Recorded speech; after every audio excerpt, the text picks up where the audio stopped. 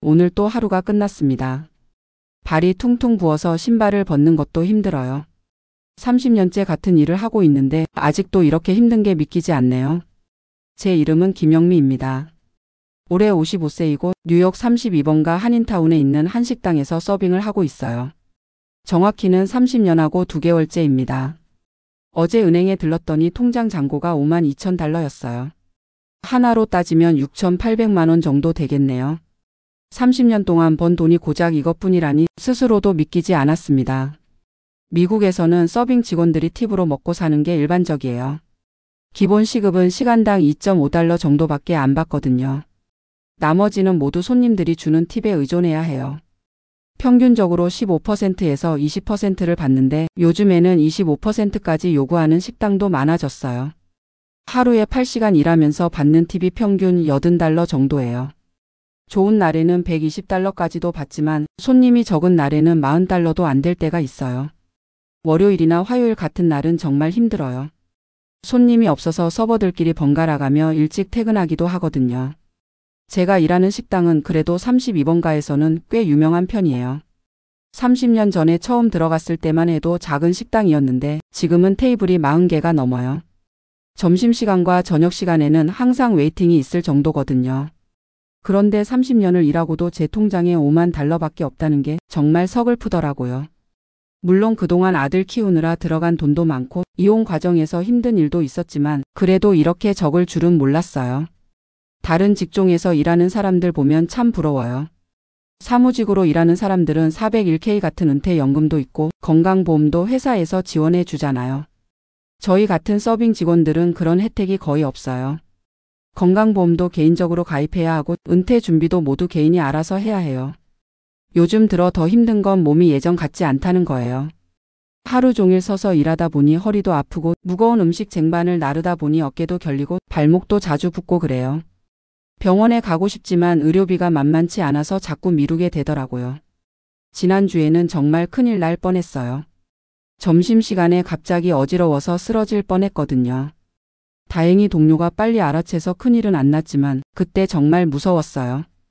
혼자 사는데 이러다가 쓰러지면 어떻게 하나 싶었어요. 사장님께서는 좋은 분이세요. 30년 동안 저를 잘 챙겨주셨어요. 하지만 사업이 쉽지 않다는 것도 알고 있어요. 코로나 때는 정말 힘들었거든요. 몇 달 동안 문을 닫아야 했고 그때 저희 서버들은 실업급여로 버텼어요. 그나마 다행인 건 아들이 잘 자라준 거예요. 지금 29살인데 컴퓨터 관련 일을 하고 있어요. 시급도 나쁘지 않고 무엇보다 사무실에서 앉아서 일할 수 있잖아요. 제가 그렇게 하루 종일 서서 일하는 모습을 보고 자란 아들이라 꼭 공부해서 사무직으로 일하고 싶다고 했거든요. 하지만 아들한테 짐이 되고 싶지는 않아요. 아직 결혼도 안 했고 자기 앞길을 개척해야 할 나이잖아요. 어머니 노후까지 책임지라고 할 수는 없죠. 그래서 요즘 정말 고민이 많아요. 언제까지 일을 할 수 있을까? 언제 그만두어야 할까? 그만두면 뭘 해서 먹고 살까? 5만 달러로 과연 노후가 가능할까? 이런 생각들이 머릿속을 계속 맴돌아요. 동료들과 이야기해보면 다들 비슷한 고민을 하고 있어요.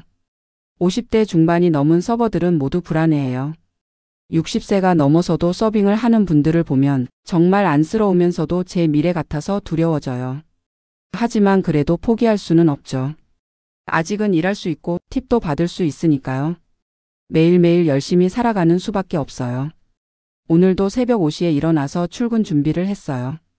오전 10시부터 오후 10시까지 12시간을 일하고 집에 와서 발을 마사지하면서 하루를 정리하고 있어요.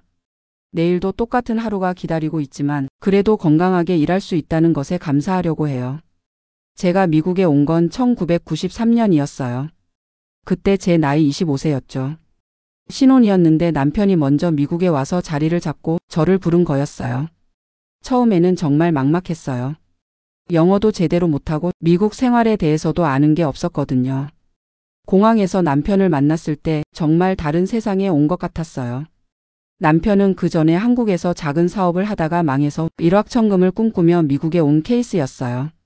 처음에는 건설 현장에서 일하면서 돈을 모았다고 했어요. 저도 빨리 일자리를 구해서 같이 돈을 벌어야 한다고 하더라고요. 영어를 못하는 제가 할 수 있는 일이 많지 않았어요. 청소하는 일이나 공장에서 일하는 것도 생각해봤지만 한인타운 식당에서 서빙을 해보라는 지인의 추천이 있었어요. 적어도 한국 사람들이 오는 곳이니까 언어 문제는 덜할 거라고 했죠. 처음 32번가에 갔을 때의 충격을 아직도 기억해요. 한글 간판들이 쭉 늘어서 있고 한국 음식 냄새가 나고 한국말이 여기저기서 들리더라고요. 정말 한국에 있는 것 같았어요. 제가 처음 일하게 된 식당은 지금보다 훨씬 작았어요. 테이블이 15개 정도밖에 없었고 주방도 비좁았어요. 사장님은 60대 아저씨였는데 정말 무서우셨어요. 조금만 실수해도 큰 소리로 혼내시곤 했거든요. 첫날 일하면서 정말 많이 울었어요. 주문 받는 것도 어려웠고 음식 나르는 것도 서툴렀어요. 특히 김치찌개나 된장찌개 같은 뜨거운 음식을 나를 때는 정말 조심조심해야 했어요. 한 번은 실수로 손님 옷에 국물을 흘린 적도 있었어요. 그런데 정말 힘든 건 팀 문화에 적응하는 거였어요. 한국에서는 그냥 음식값만 받으면 되는데 여기서는 서비스에 따라 팁을 주거든요. 처음에는 얼마를 받아야 하는지도 몰랐어요. 팁은 보통 세금을 제외한 음식값의 15%에서 20%예요. 그런데 손님마다 다르게 주시더라고요. 어떤 분은 10%밖에 안 주시고 어떤 분은 25%까지 주시기도 했어요. 서비스를 잘하면 팁을 많이 받을 수 있다는 걸 알게 되면서 정말 열심히 노력했어요. 손님이 앉으시면 바로 물부터 갖다 드리고 주문도 빨리 받고 음식이 나오면 따뜻할 때 바로 갖다 드리고 반찬도 자주 채워드리고 그랬어요. 한국 손님들과 미국 손님들이 다르다는 것도 배웠어요. 한국 손님들은 반찬을 많이 시켜도 별말 안 하시지만 미국 손님들은 반찬이 공짜라는 걸 잘 몰라서 처음에는 설명해 드려야 했어요. 또 미국 손님들은 매운 걸 잘 못 먹어서 김치찌개나 비빔밥을 주문하실 때 얼마나 매운지 꼭 물어보시더라고요.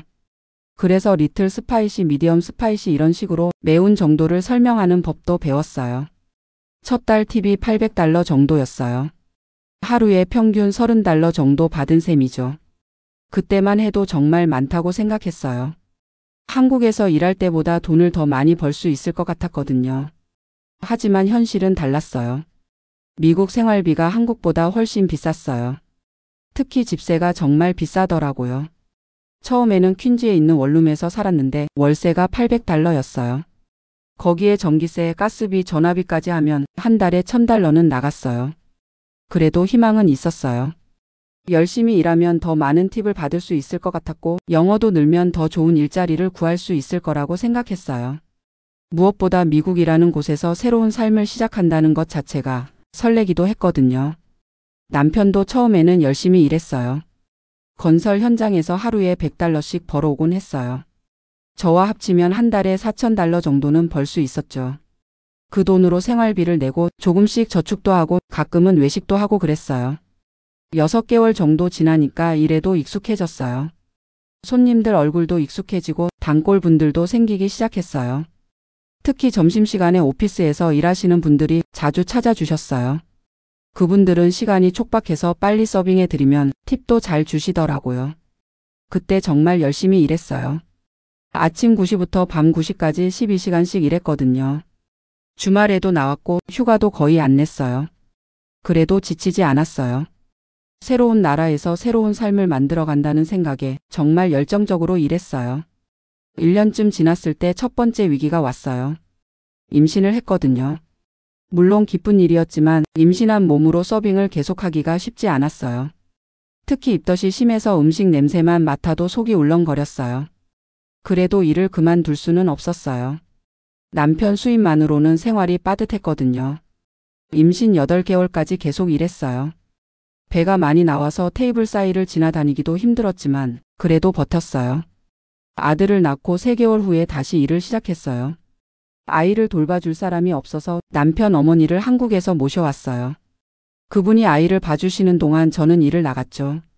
그런데 아이가 있으니까 예전처럼 자유롭지 못했어요. 야근도 어려웠고 아이가 아프면 일을 빠져야 했어요. 사장님이 이해해 주시긴 했지만 팁 수입은 줄어들 수밖에 없었어요. 그래도 그때까지만 해도 희망이 있었어요. 아이가 좀 더 크면 상황이 나아질 거라고 생각했고 남편도 더 좋은 일자리를 구할 수 있을 거라고 생각했거든요. 하지만 인생이 계획대로 되지는 않더라고요. 아들이 5살이 되던 해에 남편과 이혼했어요. 그 과정이 정말 힘들었어요. 남편이 도박에 빠져서 모아둔 돈을 다 잃었거든요. 처음에는 몰랐어요. 남편이 건설 일을 그만두고 다른 사업을 한다고 해서 저도 믿고 있었어요. 그런데 알고 보니 애틀랜틱 시티 카지노에 다니면서 우리가 모은 돈을 도박으로 날려버린 거였어요. 2만 달러를 잃었다는 걸 알았을 때 정말 하늘이 무너지는 것 같았어요. 그 돈이면 아파트 계약금을 낼 수 있었거든요. 그동안 렌트하던 집에서 벗어나서 우리 집을 마련할 수 있었는데 하루아침에 모든 게 사라져 버렸어요. 남편한테 다시는 안 하겠다고 약속받고 한 번 더 기회를 줬어요. 하지만 몇 달 후에 또 같은 일이 반복됐어요. 이번에는 신용카드까지 써서 1만 5천 달러를 더 잃었어요. 더 이상 참을 수가 없었어요. 아들 앞으로라도 이런 사람과 함께 살 수는 없었거든요. 이혼을 결심했어요. 이혼 과정에서 변호사 비용만 8천 달러가 들었어요. 남편이 협조적이지 않아서 재판까지 가야 했거든요. 양육권은 제가 가져왔지만 재산 분할할 것도 없었어요. 빚만 남았으니까요. 혼자서 아들을 키우면서 일을 계속해야 했어요. 시어머니는 한국으로 돌아가셨고 아들을 맡길 데가 없어서 정말 힘들었어요. 다행히 교회에서 아이들을 돌봐주는 프로그램이 있어서 그걸 이용했어요. 그때부터 정말 악착같이 일했어요. 하루에 14시간씩 일하기도 했어요. 점심시간 서빙하고 저녁시간 서빙하고 주말에는 다른 식당에서 파트타임으로 일하기도 했어요. 그래도 돈이 모이지 않았어요. 아들 어린이집 비용만 한 달에 800달러였거든요. 거기에 집세, 생활비, 자동차 보험료까지 하면 번 돈이 다 나가버렸어요. 아들이 초등학교에 들어가면서 조금 나아졌어요. 방과 후 프로그램을 이용할 수 있어서 아이를 맡기는 비용이 줄어들었거든요. 그때부터 조금씩 돈을 모을 수 있었어요. 하지만 아이가 크면서 다른 비용들이 늘어났어요. 운동화도 자주 사줘야 하고 옷도 자주 사줘야 하고 학용품도 계속 필요했어요. 특히 컴퓨터를 사달라고 했을 때는 정말 고민됐어요. 1,500달러나 하는 컴퓨터를 살 여유가 없었거든요. 그래도 교육비만큼은 아끼지 않으려고 했어요. 아들이 수학을 어려워해서 과외를 시켜주고 싶었는데 한 달에 400달러나 했어요. 그래도 아들 미래를 위해서라면 해줘야겠다고 생각했어요. 주변에서는 재혼을 권하기도 했어요.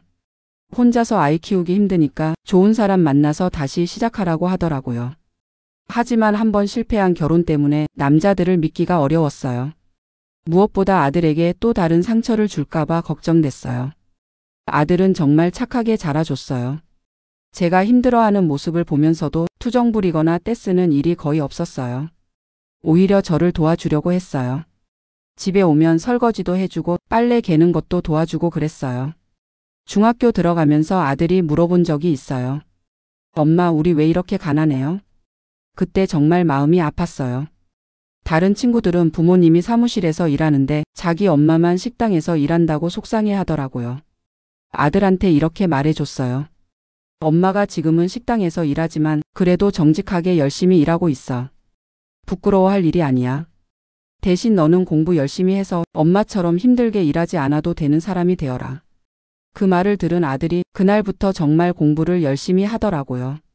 성적도 많이 올랐고 고등학교 때는 장학금도 받았어요. 아들 대학 보낼 때가 제일 힘들었어요. 주립대학교라고 해도 한 해에 2만 달러는 들었거든요. 4년이면 8만 달러예요. 그 돈을 어떻게 마련해야 할지 막막했어요. 학자금 대출을 받기로 했어요. 제 신용으로는 한계가 있어서 아들 이름으로도 대출을 받아야 했어요. 그때 정말 미안했어요. 아이가 졸업하자마자 빚을 지고 시작해야 한다는 게 엄마로서 너무 죄송했거든요. 그래도 아들이 대학을 졸업하고 컴퓨터 프로그래머로 취직했을 때는 정말 기뻤어요. 첫 월급이 4,500달러였거든요. 제가 한 달 내내 일해서 받는 팁보다 많은 돈이었어요. 이제 아들이 성인이 되고 제 손을 떠났으니 저도 제 인생을 생각해봐야 할 때가 된 것 같아요. 하지만 30년 동안 서빙만 해온 제게 다른 선택지가 있는지 잘 모르겠어요. 요즘 들어 몸이 정말 힘들어졌어요. 30년 동안 하루 종일 서서 일하다 보니 다리 혈관이 울퉁불퉁해졌어요. 정맥류라고 하더라고요. 오래 서 있으면 다리가 너무 아파요. 허리도 많이 안 좋아졌어요. 무거운 쟁반을 나르다 보니 허리 디스크가 왔다고 하더라고요. 아침에 일어날 때마다 허리가 뻣뻣해서 한참 움직여야 풀려요. 어깨도 결리고 손목도 아프고 발목도 자주 붓고 그래요. 마사지를 받으러 가고 싶지만 한 번에 $80 하니까 부담스러워요. 그래서 집에서 혼자 마사지기로 하고 있어요. 지난달에는 정말 큰일 날 뻔했어요. 점심시간에 갑자기 가슴이 답답해지면서 숨이 안 쉬어지더라고요. 병원에 갔더니 스트레스성 부정맥이라고 하더라고요. 약을 처방받았는데 한 달치가 $200예요. 의사 선생님이 스트레스를 줄이고 충분히 휴식을 취하라고 하시는데 현실적으로 쉽지 않아요. 일을 안 하면 수입이 없어지니까요. 건강보험은 있지만 개인보험이라서 본인 부담금이 만만치 않거든요. 요즘에는 밤에 잠도 잘 안 와요. 내일 일어나서 또 12시간을 일해야 한다고 생각하면 막막해져요. 언제까지 이런 생활을 해야 할까? 언제쯤 쉴 수 있을까? 그런 생각들 때문에 잠이 안 와요. 동료들을 보면 더 걱정돼요. 저보다 10살 많은 선배가 있는데 65세인데도 아직 일하고 계세요. 소셜 시큐리티를 받긴 하지만 월 $1200 정도밖에 안 돼서 일을 그만둘 수가 없다고 하시더라고요. 또 다른 선배는 68세인데 무릎이 너무 아파서 수술을 해야 한대요. 하지만 수술하고 회복하는 동안 일을 못하면 생활비가 없어서 못하겠다고 하시더라고요. 정말 안쓰럽더라고요. 제가 소셜 시큐리티를 받으려면 아직 10년은 더 기다려야 해요. 그것도 제대로 신고하고 일한 기간만 인정받는데 서빙 일은 TV주 수입이라서 실제보다 적게 신고한 기간이 많아요. 그래서 나중에 받을 소셜 시큐리티도 많지 않을 것 같아요. 은퇴 계획이라는 게 있어야 하는데 저한테는 그런 게 없어요. 401k 같은 것도 없고 개인 연금도 가입한 게 없어요. 그냥 통장에 있는 $50,000가 전부예요. 이 돈으로 뭘 할 수 있을까요? 집을 사기에는 턱없이 부족하고 렌트를 하더라도 몇 년 못 갈 거예요. 하루에 $100씩 써도 500일밖에 못 버티거든요. 가끔은 한국으로 돌아갈까 생각해봐요. 한국이 의료보험도 좋다고 하고 생활비도 여기보다는 싸다고 하잖아요. 하지만 30년을 미국에서 살다가 지금 한국에 가서 적응할 수 있을지 자신이 없어요. 무엇보다 아들이 여기 있으니까 혼자 한국에 가기가 어려워요. 아들이 결혼해서 손자라도 생기면 그 애들을 돌봐주고 싶기도 하고요. 요즘 젊은 서버들을 보면 부러워요. 20대, 30대 애들은 에너지도 넘치고 손님들한테 인기도 많아요. 저는 55세라서 아무래도 움직임이 느려지고 기억력도 예전 같지 않아요. 특히 새로 온 젊은 서버가 있는데 그 애는 하루에 $150씩 팁을 받아요. 같은 일을 하는데 저보다 팁을 더 많이 받는 걸 보면 나이가 든다는 게 이런 거구나 싶어서 씁쓸해요. 사장님께서는 아직까지는 저를 좋게 봐주세요. 30년 동안 성실하게 일했으니까 그 점을 인정해 주시는 것 같아요. 하지만 언제까지 그럴 수 있을지 모르겠어요. 식당도 경영이 어려워지면 나이 많은 직원부터 정리하게 될 테니까요. 코로나 때를 생각하면 더 불안해져요. 그때 몇 달 동안 문을 닫았을 때 정말 막막했거든요. 실업급여를 받긴 했지만 평소 수입의 절반도 안 됐어요. 만약 또 그런 일이 생기면 어떻게 해야 할지 모르겠어요. 요즘에는 키오스크로 주문받는 식당들도 늘어나고 있어요.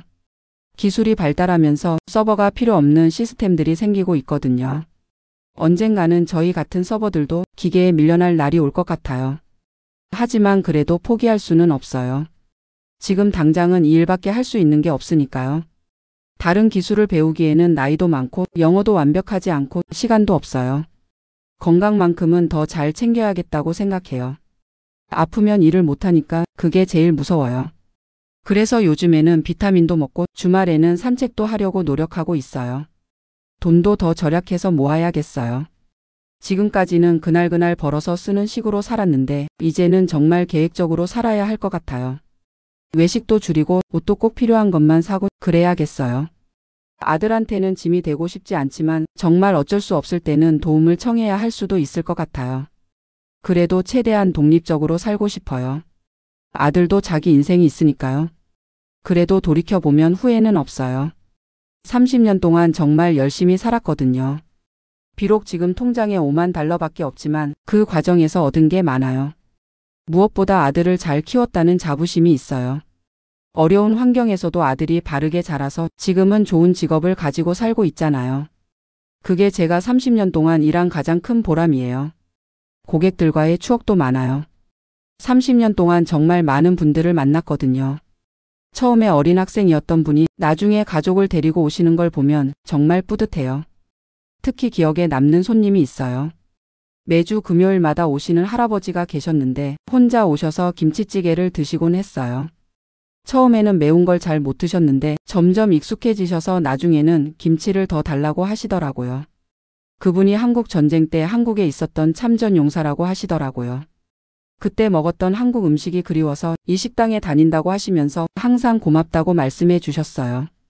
그분은 몇 년 전에 돌아가셨는데 아직도 생각날 때가 있어요. 또 젊은 커플이 있었는데 처음에는 데이트로 오시다가 나중에 프러포즈도 저희 식당에서 하시더라고요. 그때 정말 감동적이었어요. 지금은 아이 둘을 데리고 가족 단위로 오세요. 이런 분들을 보면서 제가 단순히 음식만 서빙하는 게 아니라 사람들의 소중한 순간들을 함께하고 있다는 생각이 들어요. 그게 일의 보람이기도 하고요. 동료들과의 우정도 소중해요. 30년 동안 함께 일한 분들이 있거든요. 서로의 고민도 나누고 힘들 때 위로도 해주고 가족 같은 사이가 됐어요.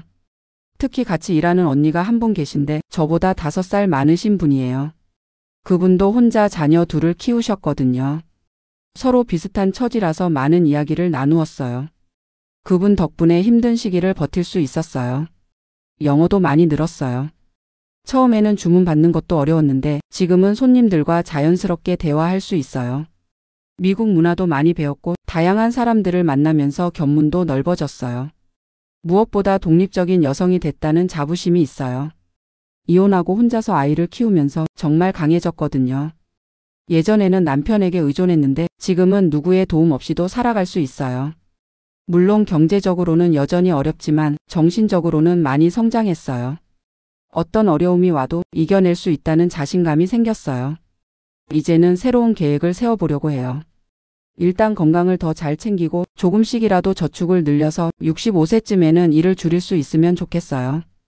파트타임으로라도 계속 일하면서 소셜 시큐리티와 함께 생활할 수 있을 정도로 돈을 모아야겠어요. 앞으로 10년 동안 열심히 모으면 10만 달러 정도는 모을 수 있을 것 같아요. 그리고 아들이 결혼하면 손자, 손녀를 돌봐주는 것도 좋을 것 같아요. 제가 평생 아이를 돌보는 일을 해왔으니까 그런 일이라면 잘 할 수 있을 거예요. 베이비시터로 일하면서 용돈도 벌고 가족과도 가까이 지낼 수 있겠죠. 한국어를 가르치는 일도 생각해 봤어요. 요즘 한류 때문에 한국어를 배우고 싶어하는 사람들이 많다고 하더라고요. 제가 영어도 할 수 있으니까 한국어를 가르치는 일을 할 수도 있을 것 같아요. 건강이 허락한다면 작은 한국 음식점을 차려보고 싶기도 해요. 30년 동안 식당에서 일하면서 어떻게 하면 맛있게 요리할 수 있는지, 어떻게 하면 손님들이 만족할 수 있는지 많이 배웠거든요. 물론 큰 꿈은 아니에요. 작은 테이크아웃 가게라도 좋으니까 제가 직접 요리하고 손님들과 이야기할 수 있는 그런 곳을 만들어 보고 싶어요. 지금은 막막하지만 그래도 희망을 잃지 않으려고 해요. 30년 동안 이렇게 살아왔으니까 앞으로도 어떻게든 살아갈 수 있을 거예요. 중요한 건 건강이에요. 건강하게만 있으면 계속 일할 수 있고 계속 벌 수 있으니까요. 그래서 요즘에는 운동도 하고 건강한 음식을 먹으려고 노력하고 있어요. 아들한테도 고마워요. 제가 이렇게 힘들게 살아도 원망하지 않고 이해해 주니까요.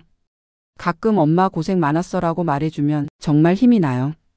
그리고 저와 비슷한 처지에 있는 분들한테 하고 싶은 말이 있어요. 비록 지금은 힘들어도 포기하지 말고 꾸준히 살아가시라고요. 저처럼 별다른 기술이 없어도 성실하게 일하면 살아갈 수 있어요. 물론 쉽지 않아요. 매일매일이 힘들고 미래가 불안하기도 해요. 하지만 그래도 살아가는 거잖아요. 하루하루 최선을 다하면서 작은 희망이라도 가지고 살아가는 거예요. 저도 앞으로 더 열심히 살아보려고 해요. 55세가 됐지만 아직 젊다고 생각해요. 앞으로 10년, 20년은 더 일할 수 있을 거예요.